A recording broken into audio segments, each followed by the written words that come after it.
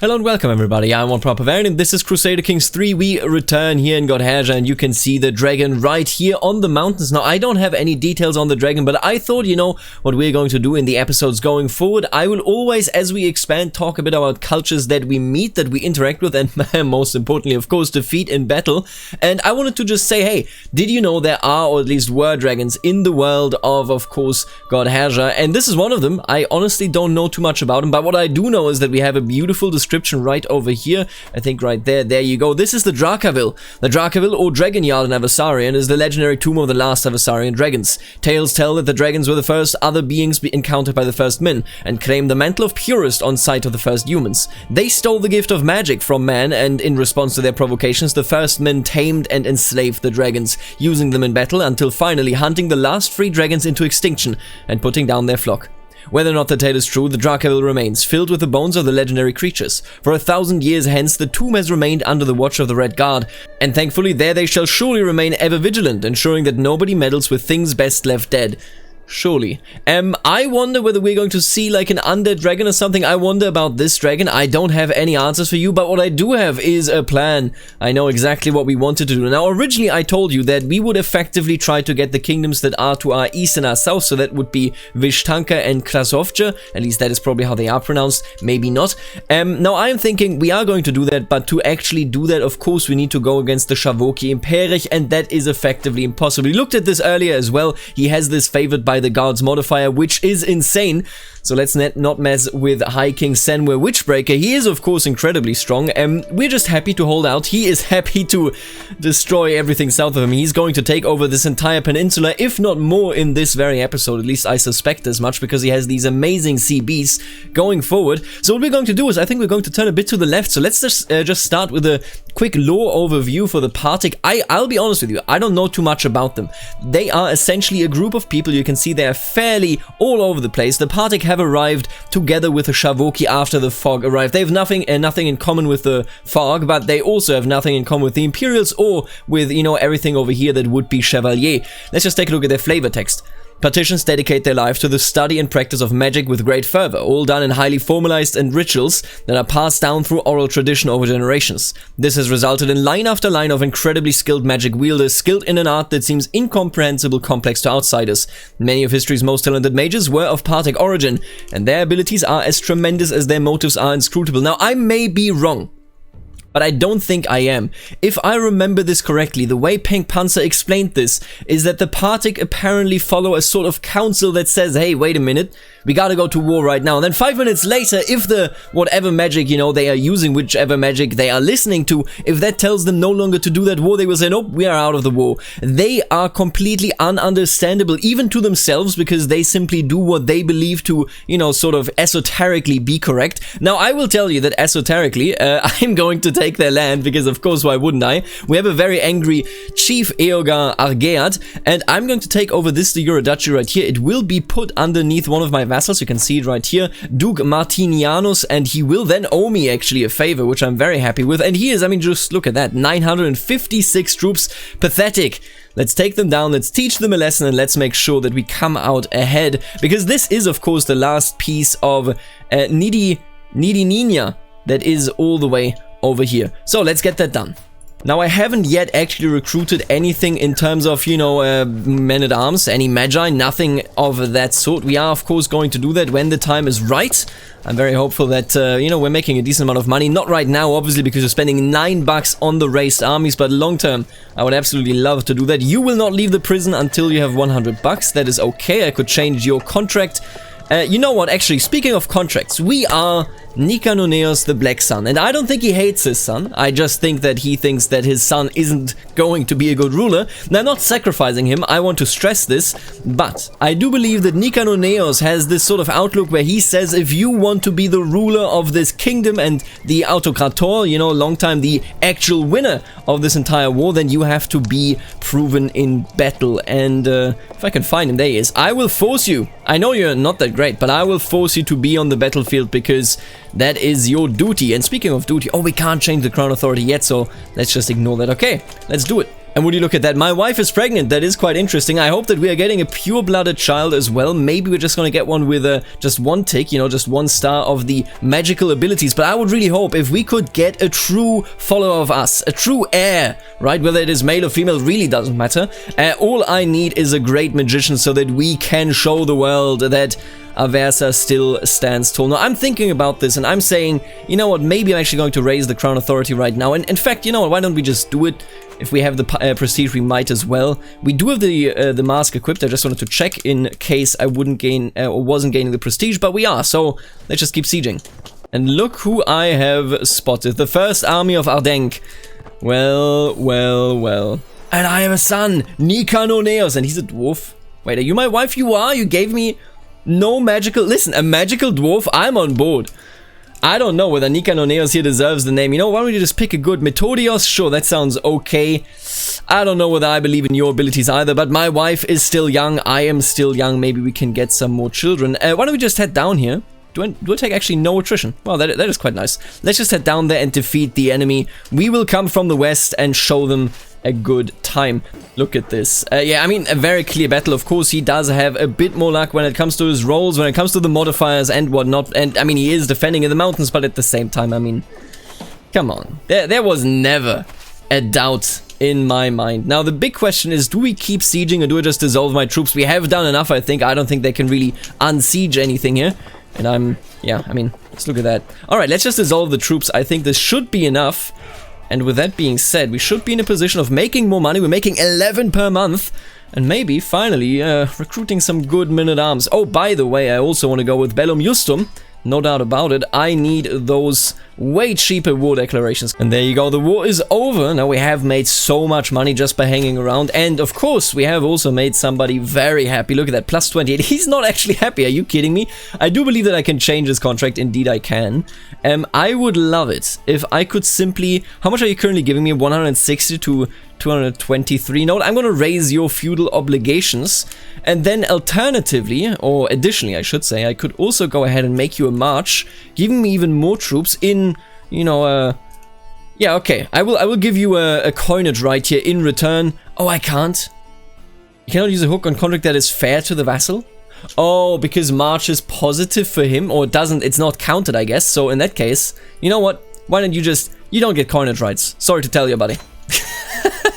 Yeah, okay, no coinage rights for you. I will, however, give you this vassal because that is a very unruly one. Just look at this. So he lives in these really terrible lands, so close to the liches, of course. And Low Ruler Hinrik is a master of dead magic.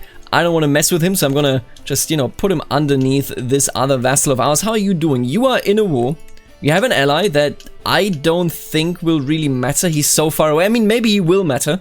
I don't want to say anything that then might turn out to be untrue, but I would love to go ahead and do the following. Why don't we just recruit some mangonels, and on top of that, some arcane auxiliaries. Now, what you need to know about what we are about to do is that taking arcane auxiliaries into the marches is practically a waste of time.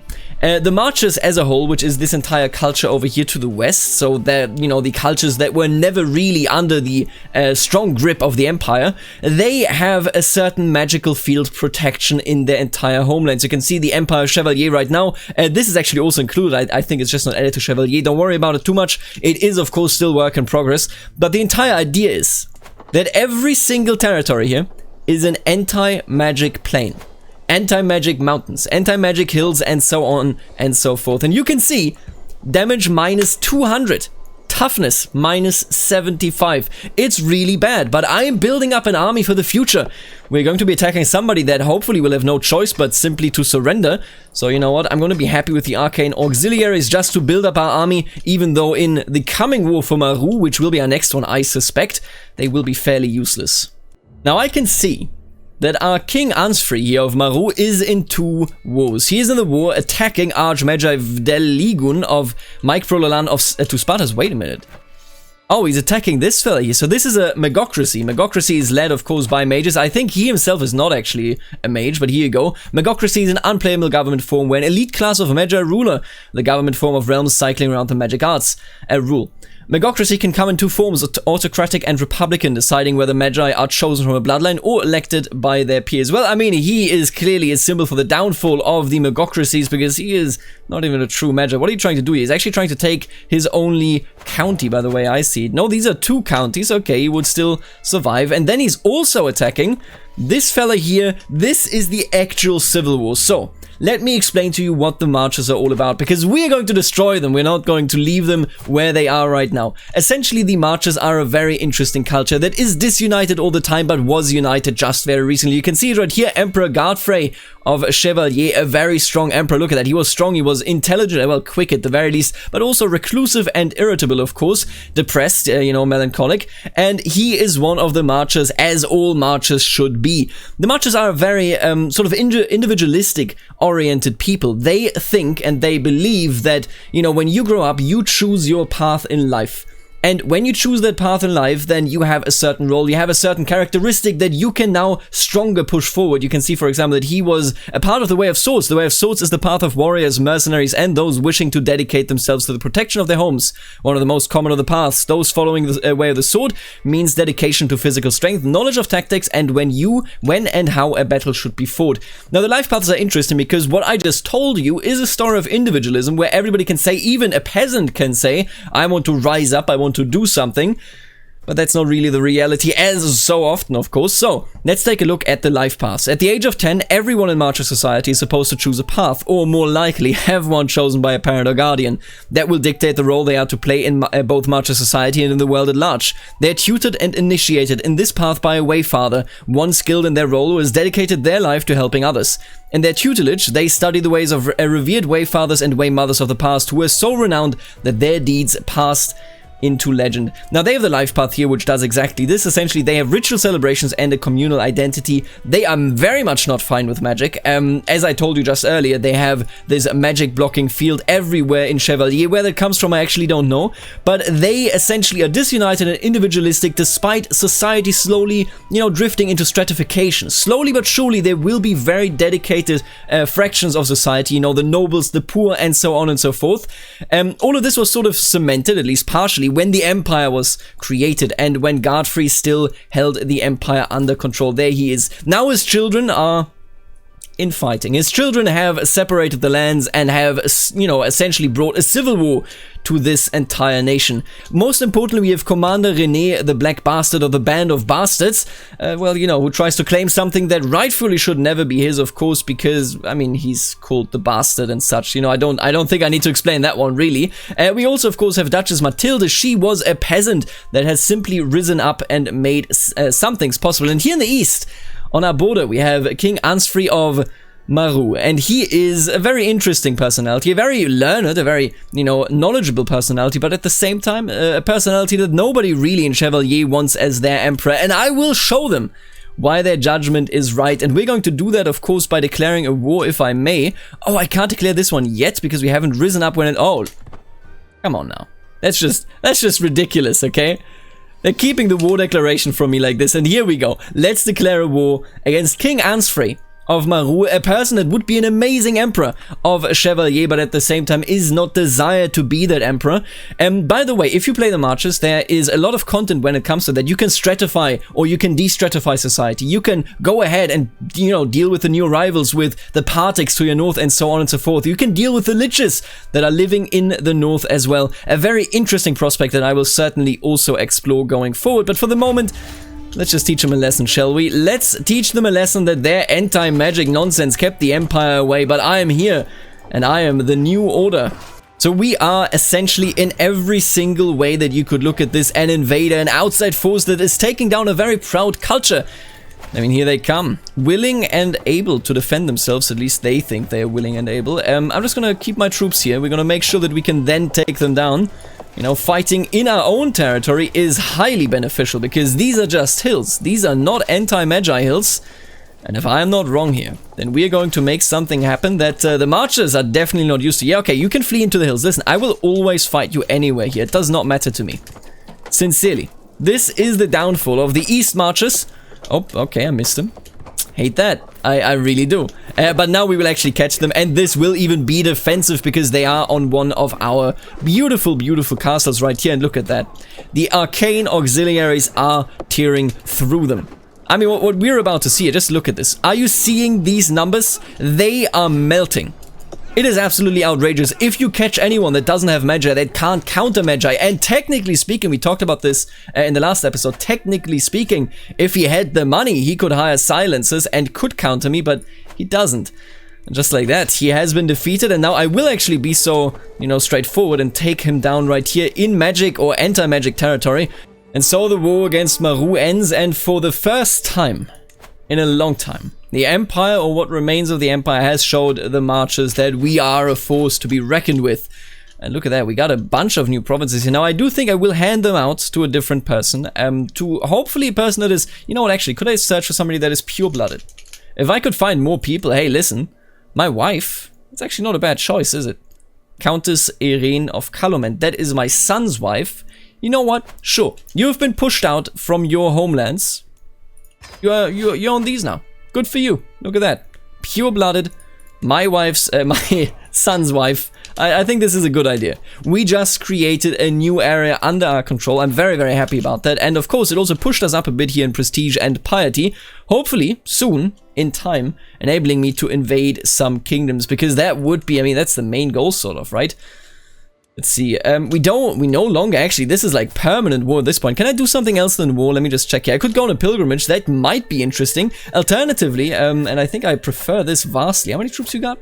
1.2k, that's an embarrassment. Don't talk to me about this, okay? I think we're going to go here with the Holy War for a duchy. Holy War for a yeah, the Conquer Duchy CB would be nice, but I think it just costs too much. It's not really worth it, at least from where I am standing. I'm just going to take this duchy because then we are looking at the other 3 duchies under his control, slowly but surely whittling them down. And in this case, of course, they are not marchers. They can't destroy us here with their anti-marcher troops. Did you just rise up against me?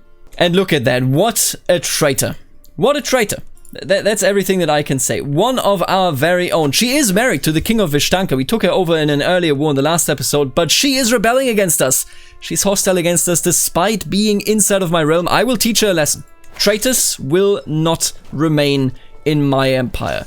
And just like that, we're just gonna go and siege it down here. Yeah. Take it all down. I'm no longer wounded. Very good. And I captured the enemy king in that battle here in the mountains. Well, you are done. And you know who's also done? Your wife. I don't respect that. She is Shavoki. I don't like her. I will... You know what? I'm gonna give you one chance. Can I? I wish I could just imprison her. I really, really do. I mean, she joined him in their war. They're married. I get it. But at the same time...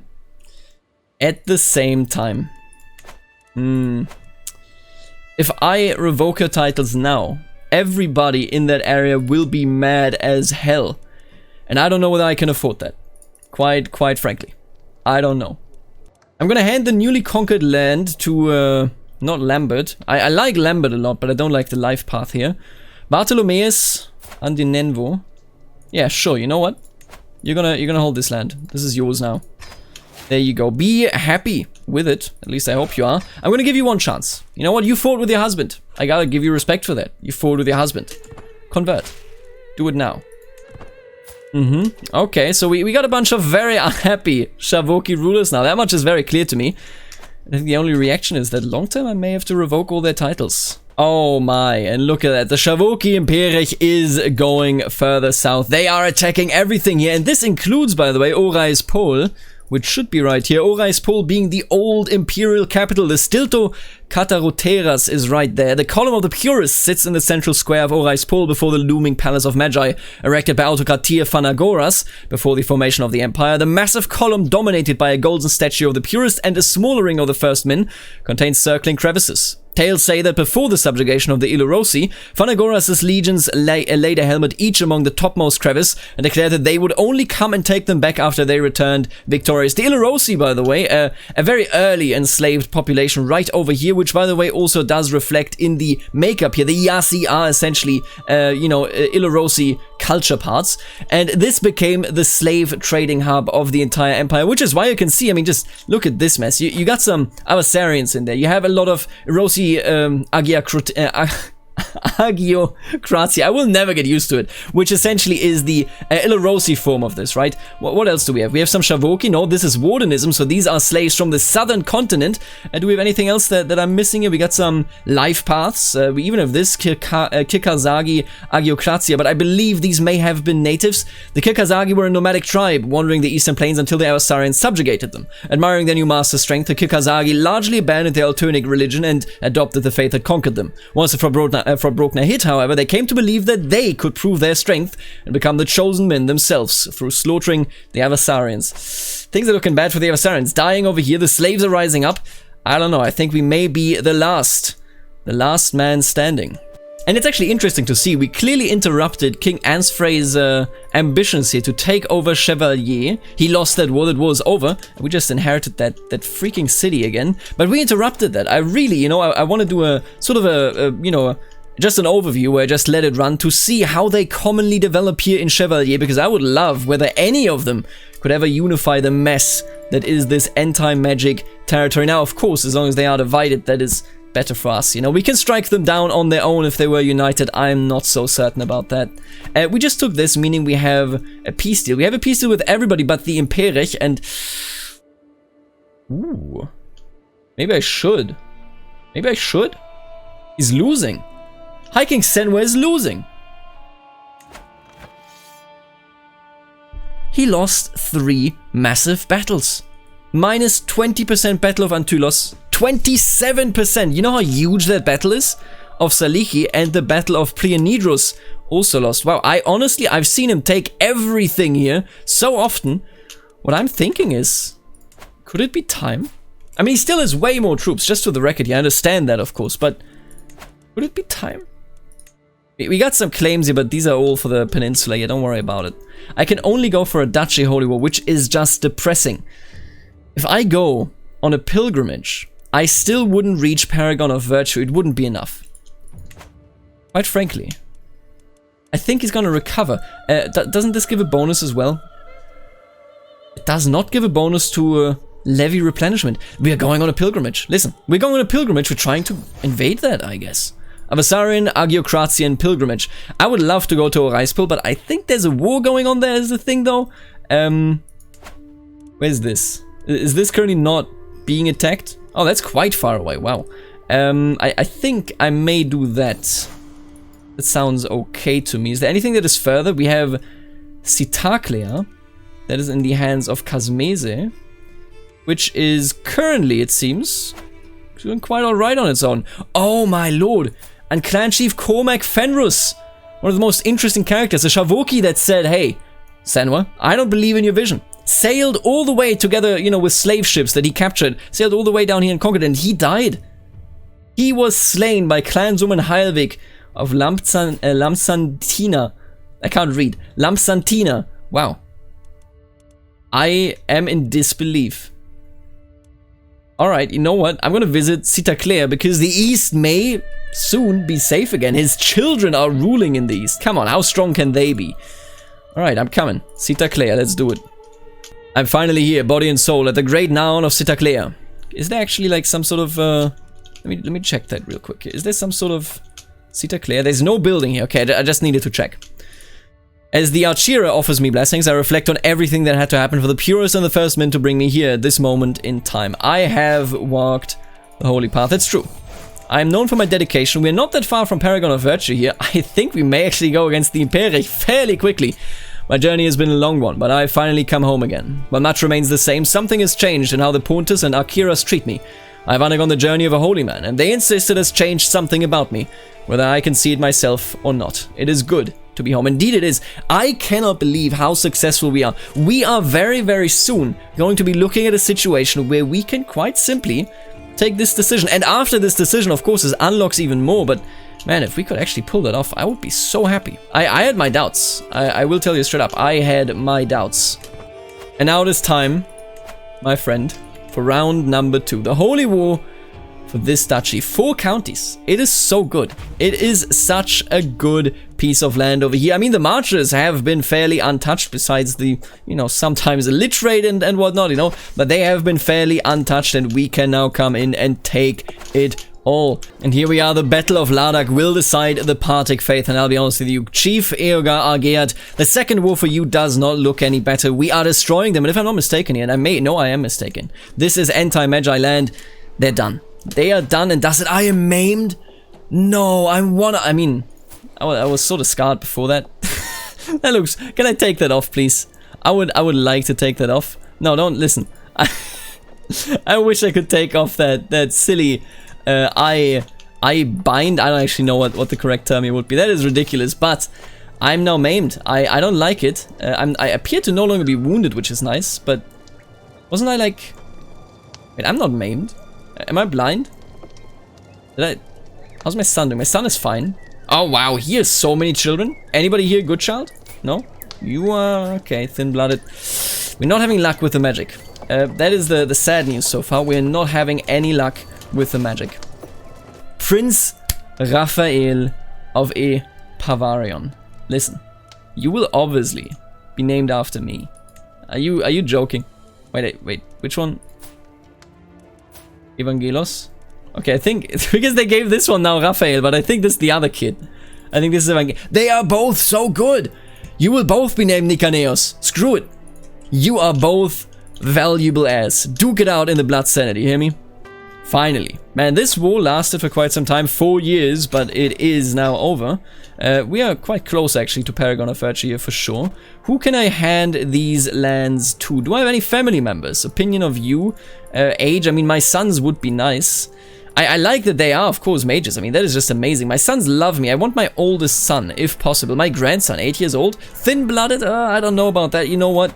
Better than nothing, I would argue. So I'm gonna put you into control here. Absolutely. Look at that. You are but a child, but that is better than nothing. I think we're going to end it here today. Wait, what? Oh, she died and that child inherited. Oh, I hate that so much. Did I get claims from this? No, that's not my claim. Do I have better claims? No. I hate that. I should have just revoked her titles. I should have just revoked her titles. Now this is gonna set us back just a bit. Honestly, not even that much. Yeah, I hate that, but that's okay. They essentially split us in half here. To be fair, it was a very rebellious region, but we can destroy Vishtanka. They are not a match led by a 4-year-old. Are you kidding me? I am more interested, maybe. I know my original plan was to go here, but much of Vishtanka is under Imperial control, and of course the entirety of Krasovja is under Imperial control. I'm thinking maybe I should go west. If I take all of Maru, we have Ro. That's a bunch of duchies, but we can take it. I think we can make it. How are we doing health-wise? We are still fine. 55. I think we will go into the lands of the Marchers, but that's something for the next episode. Until then. Now, as always, of course, thank you for tuning in. I really do appreciate it, and I want to thank the members of the channel in particular, namely the Barons, the Counts, and the Dukes. You all are gorgeous and absolutely wonderful. Thank you for supporting the channel. It does allow me to do what I'm doing here right now. Now, that being said, there is still some sale going on, at least I believe so, on nexus.gg/OneProudBavarian. If you want to check that out, buy some games and support me directly while doing so, then, you know, I would be very thankful as well. With that being said, later, alligator.